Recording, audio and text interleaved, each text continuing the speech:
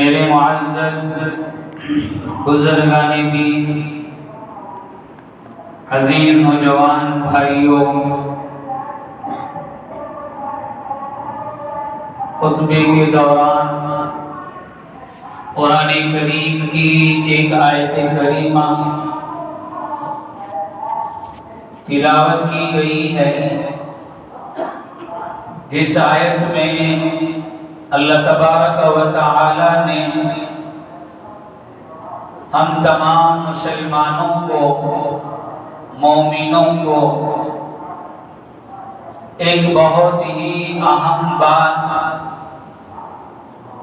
جس کی طرف آج ہماری توجہ کم ہوتی جا رہی ہے، جس کی طرف ہمارا خیال آج کم ہوتا جا رہا ہے، اور اسی وجہ سے ماحول دن بدن بگڑتا جا رہا ہے۔ ہماری نئی نسل، ہماری اولاد آج بے انتہا برے ماحول میں لگ کر اپنی زندگی کو اور اپنی آخرت کو دونوں کو برباد کرنے میں لگی ہوئی ہے۔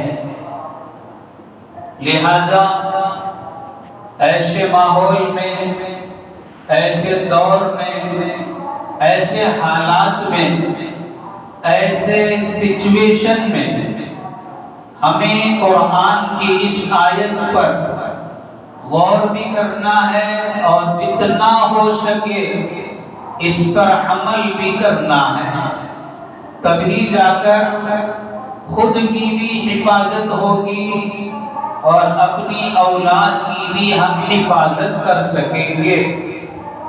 ورنہ حالات اتنے بگڑ رہے ہیں کہ جس سے اپنی اولاد کو، اپنی نسل کو بچانا، ان کی حفاظت کرنا آج ہمارے بس کی بات نہیں ہے۔ اللہ سے دعا فرمائیں، اللہ ہم سب کو قرآن کریم کی اس آیت میں اللہ کی بتائی ہوئی بات پر عمل کرنے کی توفیق عطا فرمائے۔ اللہ پاک نے اس آیت کریمہ میں ساری امت مسلمہ کو یہ حکم دیا ہے، یا ایھا الذین آمنوا، اے ایمان والو، جس میں ہم سب شامل ہو گئے، بڑے بھی شامل، چھوٹے بھی شامل، مرد بھی شامل، عورتیں بھی شامل۔ قوا انفسکم واہلیکم نارا، تم اپنے آپ کو اور اپنے گھر والوں کو، اپنے آپ کو، اپنی اولاد کو، اپنے آپ کو، اپنی فیملی ممبرز کو جہنم کی آگ سے بچاؤ۔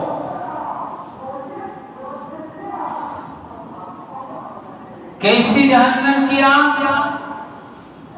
اس کی کیفیت کیا ہے؟ جہنم کی آگ کا منظر اللہ نے آگے کھینچا ہے، وقودها الناس والحجارہ، جو آگ جہنم کی لکڑیوں سے سلگائی نہیں جاتی۔ دنیا کی آگ سلگانے کے لیے ہم لکڑی یوز کرتے ہیں، دنیا کی آگ سلگانے کے لیے ہم درخت کو، جھاڑ کو کٹ کر کے، اس کی ڈالیوں کو توڑ کر، اسے لا کے جب چولہے میں ڈال کر سلگایا جاتا ہے تو آگ بھڑکتی ہے، اور جتنا زیادہ لکڑی سوکھی رہے گی اتنا زیادہ آگ اچھی لگتی ہے۔ یہ دنیا کی آگ کا حال ہے۔ کہیں ہم یہ نہ سمجھیں کہ جہنم کی آگ بھی ایسی ہی ہے. جہنم کی آگ کو بھی اللہ سلگانے کے لیے لکڑی یوز کریں گے. جہنم کی آگ کو بھڑکانے کے لیے اللہ دنیا کے درختوں کو کٹ کرا کے اس کے پیس بنا کے اسے اسٹاک کر کے اس کے ذریعے سے جہنم سلگائی جائے گی. نہیں، قرآن کہہ رہا ہے وقودها الناس والحجارہ، جہنم کی آگ کو سلگایا جائے گا انسانوں سے اور پتھروں سے. لکڑی استعمال نہیں ہوگی جہنم کی آگ سلگانے کے لیے. کیسا ڈفرنس ہے جہنم کی آگ میں اور دنیا کی آگ میں، کتنا فرق ہے جہنم کی آگ سلگانے میں دنیا کی آگ سلگانے میں. جہنم کی آگ کو سلگانے کے لیے اللہ انسانوں کو ڈالیں گے، اور جتنا اللہ انسان ڈالیں گے اتنا جہنم کی آگ بھڑکنا شروع ہوگی، اتنا تیز ہونا شروع ہوگی. پتھروں کو ڈالیں گے جہنم کی آگ بھڑکنا شروع ہوگی. وہ جہنم کی آگ کے پاس جن فرشتوں کو اللہ نے ڈیوٹی میں رکھا ہے وہ کیسے ہیں؟ علیہا ملائکۃ غلاظ شداد. وہ ایسے فرشتوں کو اللہ نے ڈیوٹی پہ رکھا ہے جہنم کے اندر جہنمیوں کو سزا دینے کے لیے، نافرمانوں کو عذاب دینے کے لیے. اللہ کے نافرمان بندوں کو جہنم میں عذاب دینے کے لیے جو فرشتے اللہ نے ڈیوٹی پہ رکھا ہے ان کی صفت کیا ہے، ان کا مزاج کیا ہے؟ علیہا ملائکۃ غلاظ شداد، جو سخت مزاج کے ہیں، کڑک مزاج کے، جن کے اندر کوئی نرمی نہیں ہے، جن کے اندر کوئی رحم کا مادہ نہیں، کہ جہنمیوں کو جلتا ہوا دیکھ کر وہ ترس کھا لیں، جہنمیوں کو جلتا ہوا دیکھ کر وہ رحم کھا لیں، جہنمیوں کو جلتا ہوا دیکھ کر وہ عذاب سے ذرا ہٹانے کی کوشش کرے، ذرا ان پر نرمی کرے. ایسا نہیں ہے، ان کا مزاج ہی سخت ہے، ان کو رحم نہیں آتا جہنمیوں کو جلتا ہوا دیکھ کر، ان کو رحم نہیں آتا جہنمیوں کے عذاب کو دیکھ کر. لا یعصون اللہ ما امرہم، وہ اللہ کے حکم کی ایک رائی کے دانے کے برابر بھی نافرمانی نہیں کرتے، خلاف ورزی نہیں کرتے. جو حکم اللہ دیں گے وہ پورا کر کے رہیں گے. بھائیوں، اتنی بڑی بات اللہ پاک کی شاید میں ہم سب ایمان والوں سے کہہ رہے ہیں تو ہمیں تھوڑی دیر کے لیے بیٹھ کر سوچنا چاہیے کہ اللہ جو ایمان والوں کو خود اور خود کی فیملی کو جہنم کی آگ سے بچانے کی جو بات کہہ رہے ہیں، سوال پیدا ہوتا ہے کہ کیسے بچائیں؟ کیا آپشن ہے جہنم کی آگ سے بچانے کے لیے؟ خود کو، خود کی اولاد کو جہنم کی آگ سے بچانے کے لیے کیا راستہ ہے، کیا طریقہ ہے، کیا ترتیب ہے، کیا آپشنز ہیں؟ دنیا میں ہم سب کو معلوم ہے کہ اپنی اولاد کو ٹھنڈ سے بچانے کے لیے گرم بستر کا انتظام کرتے ہیں، بارش سے بچانے کے لیے جرکن کا استعمال کرتے ہیں، دھوپ سے بچانے کے لیے، گرمی سے بچانے کے لیے میری بچی کو، میرے معصوم کو، میرے چھوٹے چھوٹے بچوں کو رات میں گرمی نہ ہو اس کے لیے فین کا یوز کر رہے ہیں، فین کا انتظام کر رہے ہیں گھروں میں. اگر اللہ نے اور مال دیا ہے تو وہ اے سی کا انتظام کر رہے ہیں تاکہ میری فیملی کو، میری بیوی کو، میرے بچوں کو گرمی سے ان کی نیند خراب نہ ہو تو گرمی سے بچانے کے لیے ہم فین کا انتظام کرتے ہیں، گرمی سے بچانے کے لیے، دھوپ سے بچانے کے لیے ہم اے سی کا انتظام کرتے ہیں، ٹھنڈ سے بچانے کے لیے گرم بستروں کا، گرم کپڑوں کا انتظام کرتے ہیں، بارش سے بچانے کے لیے ان کو شوٹر کا، جرکن کا یا پھر چھتری کا انتظام کرتے ہیں، تو اس سے ہماری اولاد اور ہم خود ان چیزوں سے بچ جائیں گے۔ اب سوال ہوگا جہنم کی آگ سے بچنا ہے تو ہمیں کیا انتظام کرنا پڑے گا، کس چیز کا انتظام کرنا پڑے گا، کس آپشن کو اختیار کرنا پڑے گا؟ حضرات علماء فرماتے ہیں جیسے دنیا کی گرمی سے اپنے آپ کو، اپنی فیملی کو بچانے کے لیے فین کا، کولر کا، اے سی کا انتظام کرتے ہیں، اپنے آپ کو، اپنی فیملی ممبرز کو بارش سے بچانے کے لیے چھت کا انتظام کرتے ہیں، اس طرح اپنے آپ کو، اپنی فیملی ممبرز کو جہنم کی آگ سے بچانے کے لیے دو چیزوں کا انتظام کرنا ضروری ہے۔ ایک انسان کے پاس بارش آ رہی ہے لیکن بچنے کا سامان نہیں ہے تو وہ بارش میں بھیگے گا۔ ٹھنڈ کا موسم ہے، ٹھنڈ سے بچنے کے لیے اس کے پاس گرم کپڑے نہیں ہیں تو ٹھنڈ سے تکلیف ہوگی، پریشانی ہوگی۔ اسی طرح جہنم کی آگ سے اپنے آپ کو بچانے کے لیے ہم میں سے ہر ایک کو دو چیزوں کا انتظام کرنا پڑے گا۔ ایک ہے اچھی تعلیم، دین کی تعلیم، قرآن کی تعلیم، حدیث کی تعلیم۔ دنیا کی تعلیم سے جہنم کی آگ سے نہ خود کو بچا سکیں گے نہ اپنی اولاد کو بچا سکیں گے۔ دنیا کی ڈگریاں ہزاروں لگ لیں، ڈاکٹری کی ڈگری، انجینئرنگ کی ڈگری، پروفیسر کی ڈگری، لائر کی ڈگری، سائنس کی ڈگری اپنے پاس رکھ لے، اللہ ان ڈگریوں کی بدولت کسی مومن کو، کسی مرد کو، کسی عورت کو جہنم کی آگ سے نہیں بچا سکتا۔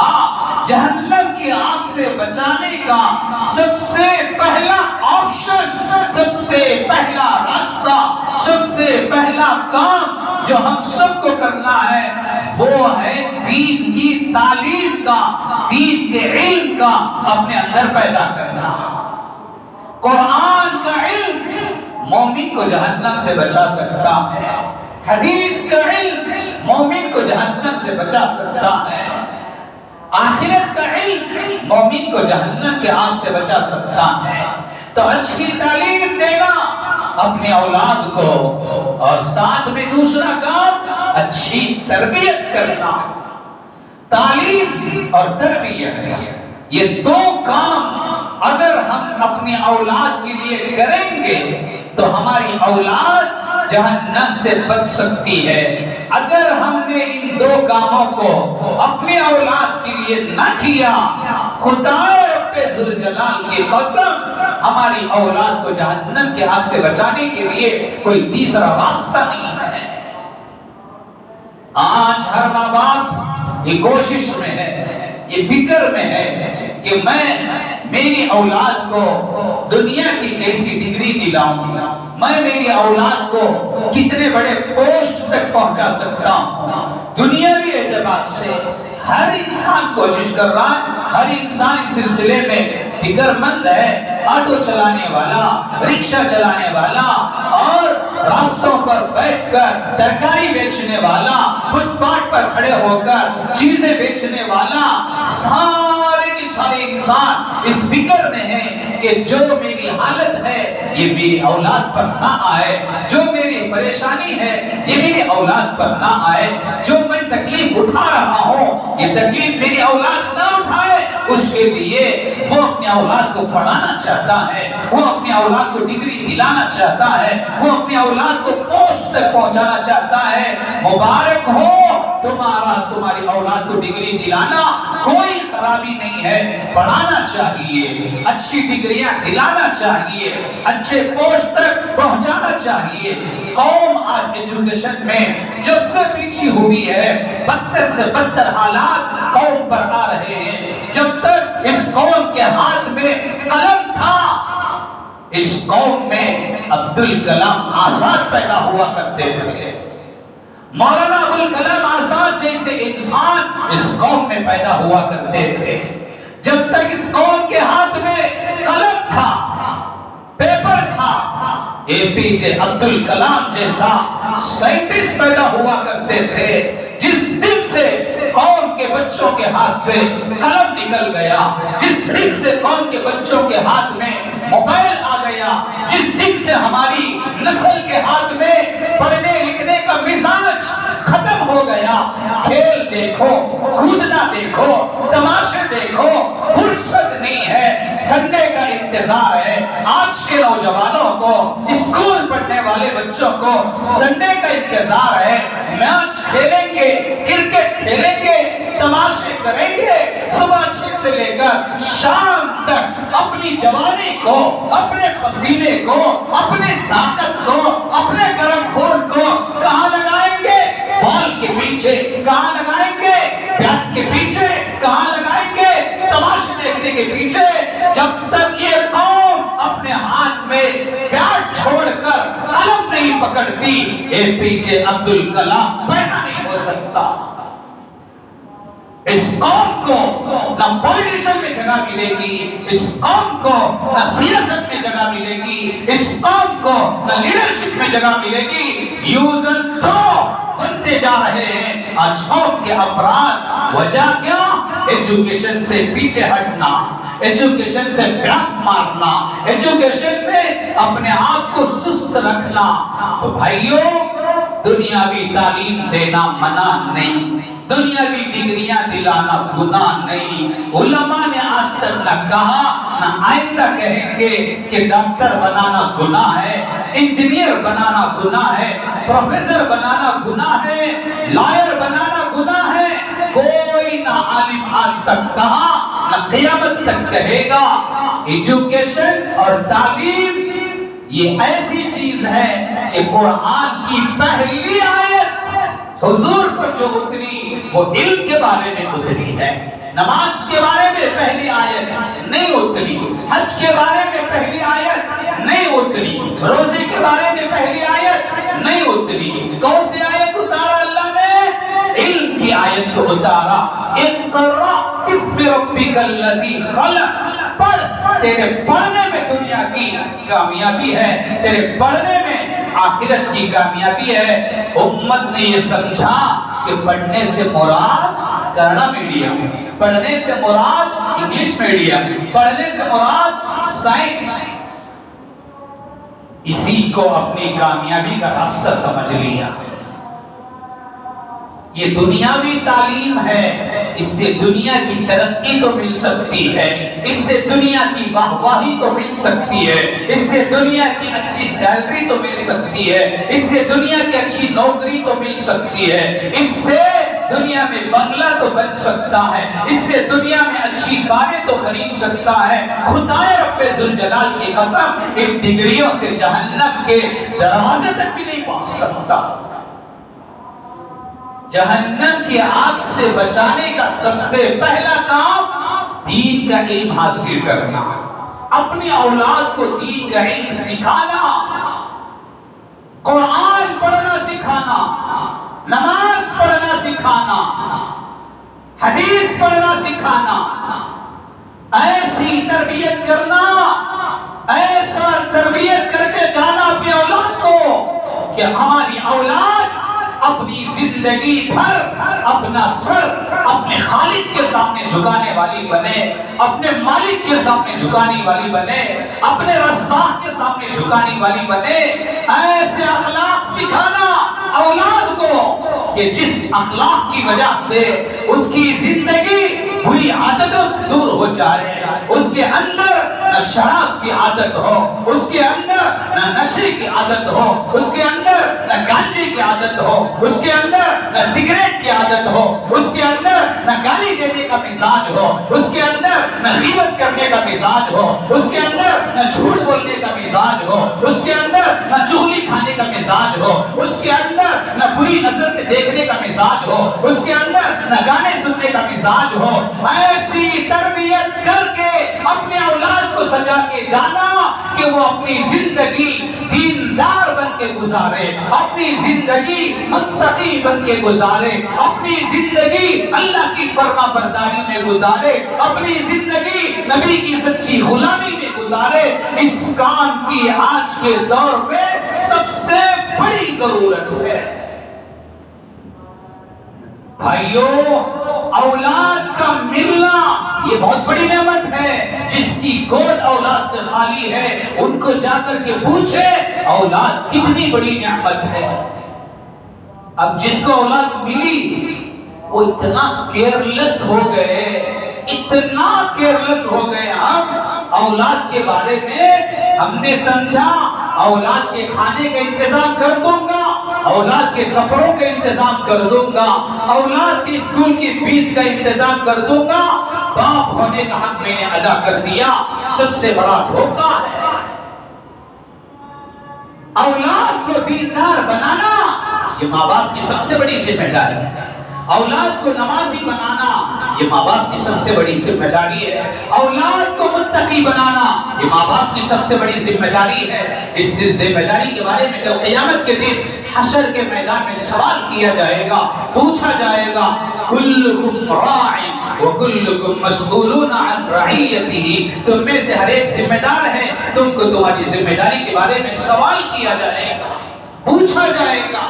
تمہاری اولاد کو تم کس حال میں چھوڑ کر آئے دنیا میں، ان کا کیریکٹر کیا بنایا، ان کے اخلاق کو کیسے بنایا، ان کا عقیدہ مضبوط کیا یا نہیں کیا، ان کے دل میں اللہ کی محبت کو ڈالا، ان کے دل میں نبی کی محبت کو ڈالا، ان کے دل میں قرآن کی محبت کو ڈالا، ان کے دل میں صحابہ کی محبت کو ڈالا، ان کے دل میں اولیاء کی محبت کو ڈالا، ان کے دل میں تہجد کی محبت کو ڈالا، ان کے دل میں تسبیح کی محبت کو ڈالا، ان کے دل میں روزے کی محبت کو ڈالا، ان کے دل میں حج کی محبت کو ڈالا یا نہیں ڈالا، سوال کیا جائے گا۔ آج دیکھ لیں، ہم بھی اولاد والے، آپ بھی اولاد والے، اپنے گھروں میں بیٹھ کر تھوڑی دیر کے لیے سوچے، کمانا ایک طرف، دھندا ایک طرف، دکانداری ایک طرف، ملازمت ایک طرف، سب سے بڑا سوال مال بنانا نہیں ہے، سب سے بڑا سوال اولاد بنانا ہے۔ مال قبر تک کام آئے گا، اولاد آخرت میں کام آئے گا، حشر کے میدان میں اولاد کام آئے گا، قبر میں کام آئے گی نیک اولاد تھا۔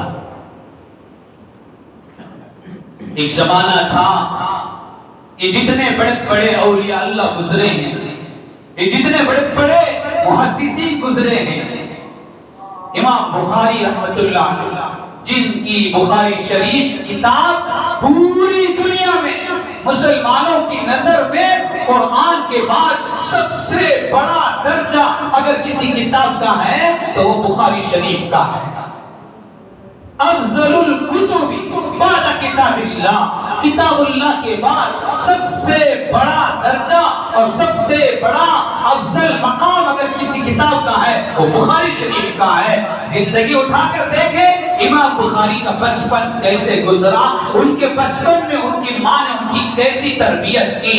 یہ جتنے بھی اولیاء اللہ ہیں، امام بخاری، امام شافعی، امام ترمذی، امام ابو حنیفہ، امام مالک، امام احمد بن حنبل، اسی طرح ہمارے اولیاء اللہ میں شیخ عبد القادر جیلانی رحمت اللہ علیہ، حضرت نظام الدین اولیاء اللہ رحمت اللہ علیہ، خواجہ معین الدین چشتی رحمت اللہ علیہ، ثابت کلیری رحمت اللہ علیہ، یہ جتنے بھی چوٹی کے بڑے بڑے اولیاء اللہ گزرے ہیں، ان کا بچپن اٹھا کر دیکھیں، ان کی ہسٹری اٹھا کر دیکھیں، یہ 8 سال کے بچے تھے، یہ 10 سال کے بچے تھے، یہ 12 سال کے بچے تھے، ان کی ماں نے ایسے مکتب میں تعلیم کا انتظام کر دیا تھا کہ 12 سال کی عمر کو جانے تک یہ قرآن کے حافظ بن جاتے تھے، یہ حدیث کے حافظ بن جاتے تھے، یہ پکے نمازی بن جاتے تھے، یہ تہجد والے بن جاتے تھے، یہ اچھے اخلاق والے بن جاتے تھے،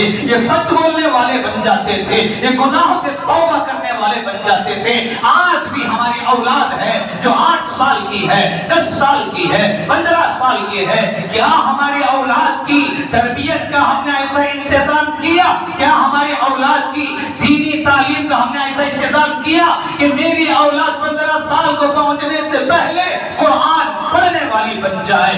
میری اولاد، میرا بچہ، میرا بیٹا 15 سال کو پہنچنے سے پہلے نماز کا پکا پابند بن جائے، میرا بچہ، میرا بیٹا 15-20 سال کو پہنچنے سے پہلے پورے دین کی بنیادی تعلیم کو سیکھنے والا بن جائے۔ کیا ہم نے کبھی اس پر غور کیا؟ کیا کبھی ہم نے اس کے لیے وقت نکالا؟ کیا کبھی ہم نے اس کے لیے فکر کیا؟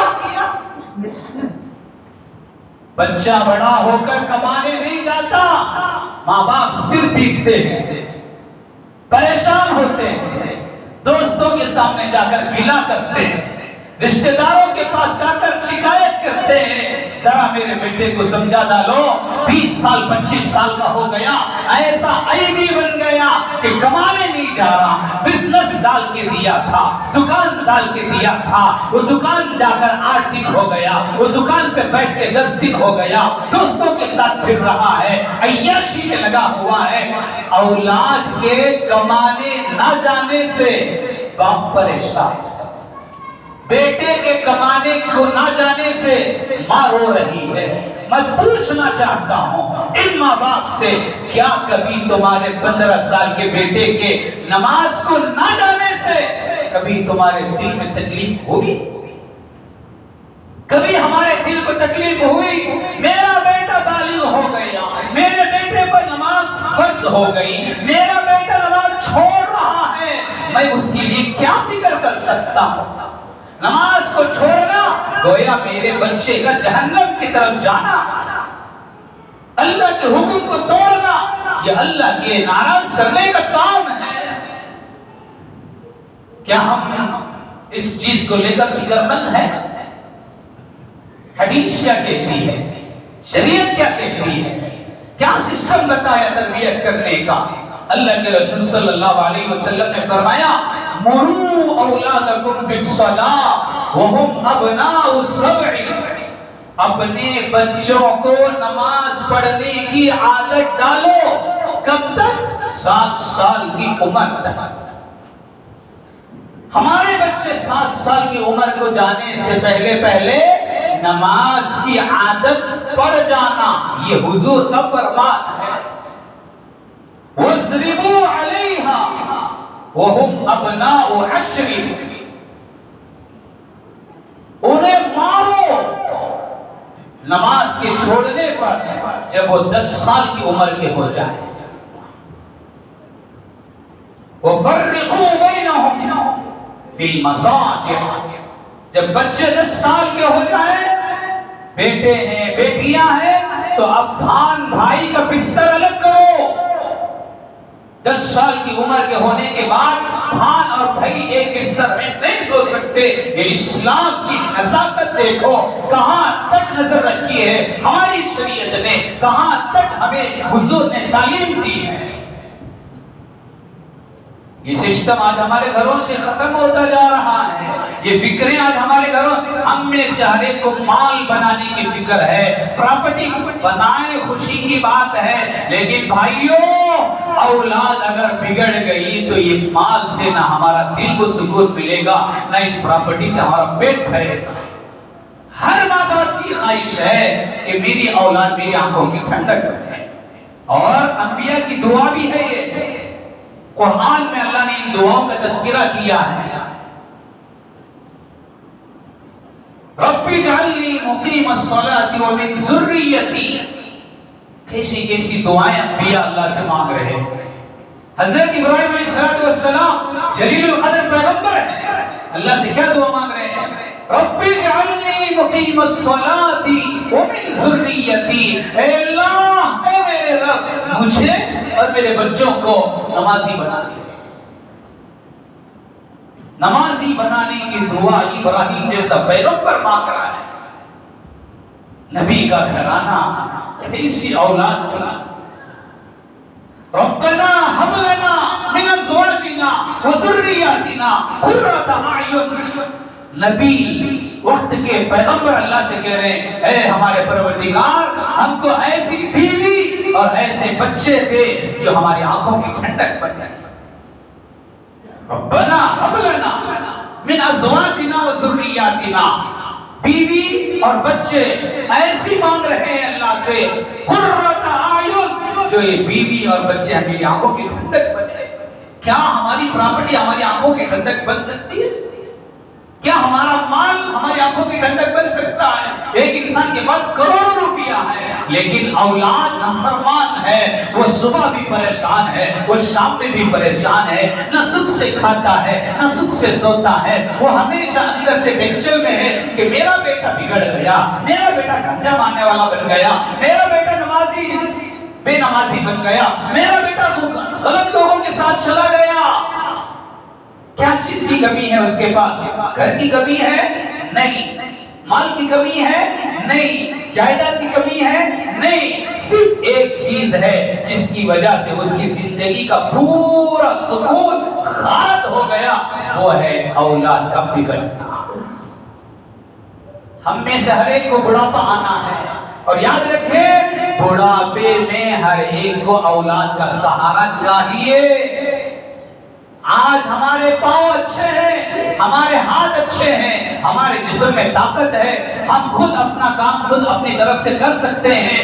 ایک عمر ایسی آئے گی ہر ایک کی زندگی میں، ہم خود اپنا کھانا نہیں کھا سکتے، ہم خود چل نہیں سکتے، ہمارے بیڈ سے ٹوائلٹ تک ہم خود نہیں جا سکتے۔ ایسے وقت میں ہر ایک کو اولاد کے سہارے کی ضرورت ہے۔ اس وقت میں اگر اولاد سہارا دینے والی بنانا ہے، آج اس اولاد کو دین کے پڑھائی میں لگا دو، دین کے علم میں لگا دو۔ جب وہ مکتب کو آئے گا، جب وہ حضرت کے سامنے بیٹھے گا، جب وہ قرآن پڑھنے والا بنے گا، جب وہ حدیث پڑھنے والا بنے گا، اسے بتایا جائے گا اللہ کون ہے، اللہ کی طاقت کیا ہے، اللہ کی قدرت کیا ہے، اللہ دینے پر آتے ہیں تو کیسے کیسی چیزیں دیتے ہیں، اللہ دینے پر آتے ہیں تو کیسی کیسی چیزوں سے اللہ نوازتے ہیں۔ وہ حضرت، وہ مکتب کے استاد بچوں کے دل میں اللہ کی محبت کو بٹھائیں گے، بچوں کے دلوں میں اللہ کی لینے کے یقین کو بٹھائیں گے، اور ساتھ میں نبی کی محبت کو بٹھائیں گے، قرآن کی محبت کو بٹھائیں گے۔ ساتھ ساتھ پیدا کرنے والی ماں کیا ہے، ماں کا مقام کیا ہے، ماں کا درجہ کیا ہے، یہ مکتب میں ملے گا، یہ یونیورسٹیوں میں نہیں ملتا، جہاں کی فیسیں لاکھوں روپیے ہے۔ میں چیلنج سے کہتا ہوں، آپ لاکھوں روپے دے کر بھی پڑھاتے رہو، وہاں ماں کی خدمت کیا ہے، وہاں ماں کا مقام کیا ہے، ماں کا درجہ کیا ہے، ماں کا رتبہ کیا ہے، کسی بچے کو یہ چیز نہیں سکھائی جاتی۔ یہ مکتب کا صدقہ ہے، یہ مدرسے کا صدقہ ہے، جہاں بیٹھ کر بچے کو معلوم ہوگا میری ماں کا مقام کیا ہے، پھر وہ گھر آئے گا، اپنی ماں کی خدمت کرے گا، سوئی ہوئی ماں کے پیر دبائے گا، بوڑھی ماں کو دوا لا کے دے گا۔ ماں بولے گی بیٹا جاؤ، گھر میں دودھ کی ضرورت ہے، ماں بچہ بھاگے بھاگے جا کر ماں کا کام پورا کرے گا، باپ کا کام پورا کرے گا۔ آج الٹا ہے، آج باپ کہہ رہا ہے جا با کمانے، بڑھے کے بیٹھو جے آلی صبح شام یہ چھوڑا ایچا بلنے کا دوسرا کام نہیں تم نا۔ ماں کہہ رہی بیٹا جاؤ ذرا سودا لے کر آؤ، یہ بڈھی کو بھی کا بھی کام نہیں۔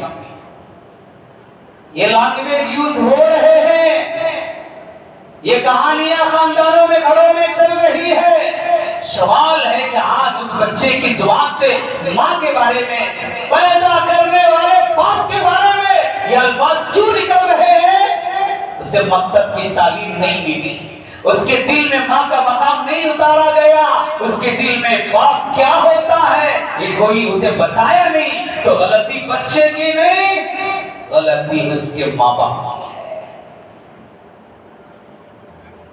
الجنت تحت اقدام الامہات، جنت ماں کے قدموں کے نیچے ہے۔ جب بچہ مکتب میں پڑھے گا زندگی بھر ماں کی خدمت کرے گا، کیوں؟ اسے معلوم ہو گیا ماں کو ناراض کرے تو جنت بھی نہیں ملتی۔ ماں یاد رکھ لینا، ماں کو ستا کر مرا جنت بھی نصیب نہیں ہوتی۔ جنت تک جانا ہے تو پہلے ماں کو راضی کرنا ہے، جنت تک جانا ہے باپ کو خدمت کرنا ہے، بوڑھے باپ کا سہارا بننا ہے۔ تو بھائیو، یہ تربیت سے آتی ہے، یہ دین کے علم سے آتی ہے، یہ چیزیں قبر میں ساتھ دینے والی، حشر میں ساتھ دینے والی، جنت میں ساتھ دینے والی۔ حدیث میں ہے، ایک روایت میں اللہ کے رسول صلی اللہ علیہ وسلم نے فرمایا ایک آدمی کو اللہ بہت سارا اجر ثواب عطا فرمائیں گے اور جنت کا بلند مقام عطا فرمائیں گے۔ تو وہ بہت سارے ثواب کو، اجر کو، نیکیوں کو دیکھ کر، جنت کے بلند مقام اور درجے کو دیکھ کر تعجب سے پوچھے گا، یا اللہ انا لی ھذا، یہ کب سے مجھے مل گیا، یہ کیسا مل رہا ہے مجھے؟ اتنے نیکیاں کئی کیوں؟ میں تو کریا نہیں کبھی، دنیا میں تو میں کوئی اچھا کام کیا نہیں زیادہ، آج اتنی نیکیاں دے رہے ہیں، کیا ہو گیا؟ میں تو پارسل غلط آ گیا کہ کبھی کبھی پارسل غلط چلے آتا ہے، ایڈریس میں ذرا چینج کر دیے تو پارسل غلط گھر پہ آتا ہے۔ کبھی کبھی فون پے میں نمبر آگے پیچھے ہوا، 10,000 کسی کو بھیجنا تھا، تاکہ دوسری جگہ چلے جاتی، اب جس کے پاس گئے بولے خوش عید میری آج، پکٹ میں مل گئے نا 10,000، رکھ لینا۔ کیا حکم ہے؟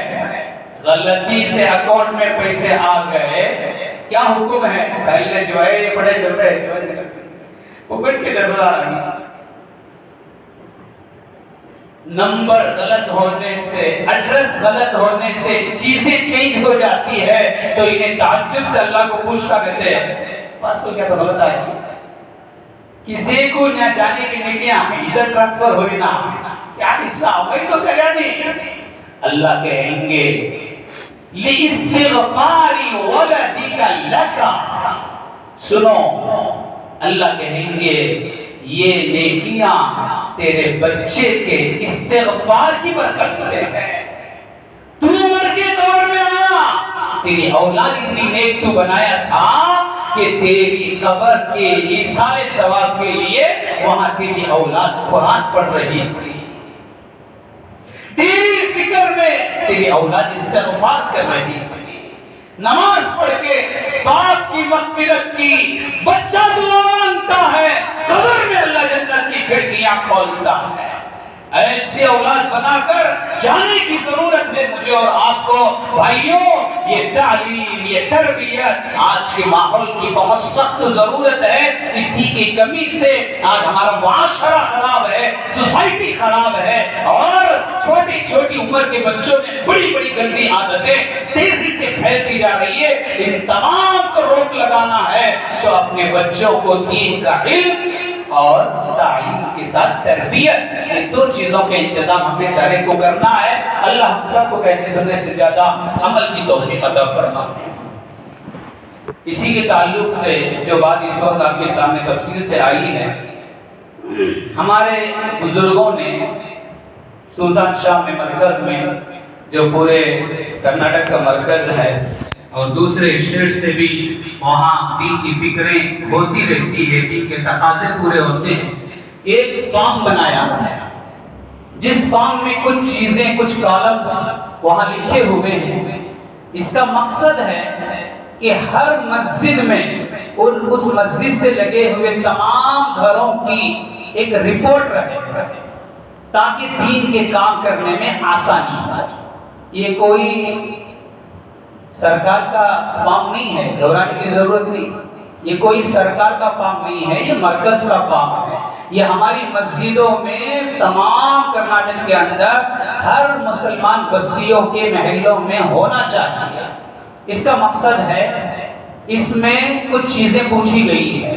سب سے پہلے گھر کے ذمہ دار کا نام، ہیڈنگ، اس کے بعد ان کا فون نمبر، اس کے بعد اس گھر میں کتنے بڑے ہیں مرد حضرات بالغ 15 سال 20 سال کی عمر کے جو ہیں 20 سال کے اوپر کے رکھ لیں جو بڑے مرد حضرات ہیں اس کا کاؤنٹ نمبر لکھنا ہے 2 ہے مرد تو 2 3 مرد ہیں تو 3 اس کے نیچے کا کالم ہے کل خواتین گھر میں بڑے کتنے بڑی عمر کی مستورات 20 سال کی بیٹی ہے بہن ہے ماں ہے بہو ہے 2 ہے 2 3 ہے 3 صرف نمبر ایڈ کرنا ہے اس کے بعد کالج جانے والے لڑکے مرد بچے کالج جانے والے اسکول کالج جانے والے مرد بچے گھر میں کتنے ہیں اگر 1 ہے تو 1 نہیں ہے تو نہیں کالج جانے والی لڑکیاں کتنے ہیں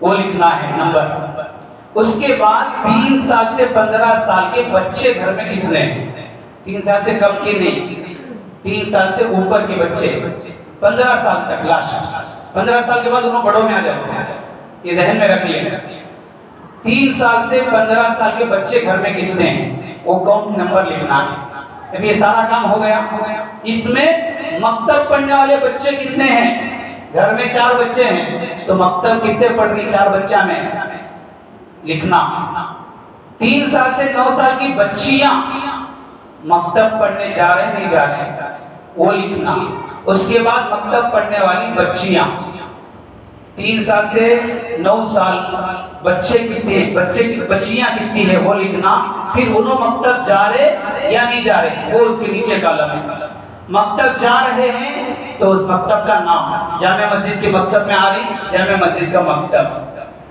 عراق کے پاس وہاں ایک مکتب کا سسٹم ہے وہاں جا رہی تو وہاں کا نام ہے کہاں پڑھ رہی ہیں آپ کے بچے وہاں کا نام مکتب کا اسکول جانے والے بچے کتنے ہیں گھر میں کس جماعت میں پڑھ رہے ہیں آپ کے بچے کون سی کلاسوں میں بچے پڑھ رہے ہیں وہ اس کا کلاس کا سٹینڈرڈ ڈراپ آؤٹ کلاس یعنی پڑھتے پڑھتے ڈراپ ہو گئے SLC فیل ہوئے اب پڑھنا ہی چھوڑ دیے کام پہ لگ رہے ہیں کیا کر رہے ہیں وہ ریکارڈ تو یہ مختصر رپورٹ اگر یہ سارے محلے میں جامع مسجد کے علاقے کے جتنے گھر ہیں ہماری مسجد سے انشاءاللہ ساتھی آئیں گے یہ فارم آپ کو دیں گے آپ کے گھر میں پڑھنے لکھنے والے بچے ہیں تو ان کے ذریعے سے فل اپ کرا کر ریڈی رکھیں دوسرے دن آ کر یہ فارم آپ کے پاس سے منگ لیں گے یہ ہماری مسجد میں رہے گا ریکارڈ رہے گا وہ پورا ٹوٹل کریں گے تو ایک نظر میں معلوم ہو جائے گا ہمارے محلے میں کالج پڑھنے والے بچے کتنے ہیں کالج جانے والی بچیاں کتنی ہیں مکتب پڑھنے والے بچے کتنے ہیں ڈراپ آؤٹ ہوئے بچے کتنے ہیں نہیں پڑھ رہے مکتب کتنے ہیں وہ سب ہمارے سامنے آئے گا تو پھر ہمیں کام کرنا آسان ہوگا اللہ پاک سے دعا فرمائے اللہ ہمیں سارے کاموں کو ساتھ دیتے ہوئے کرنے کی توفیق عطا فرمائے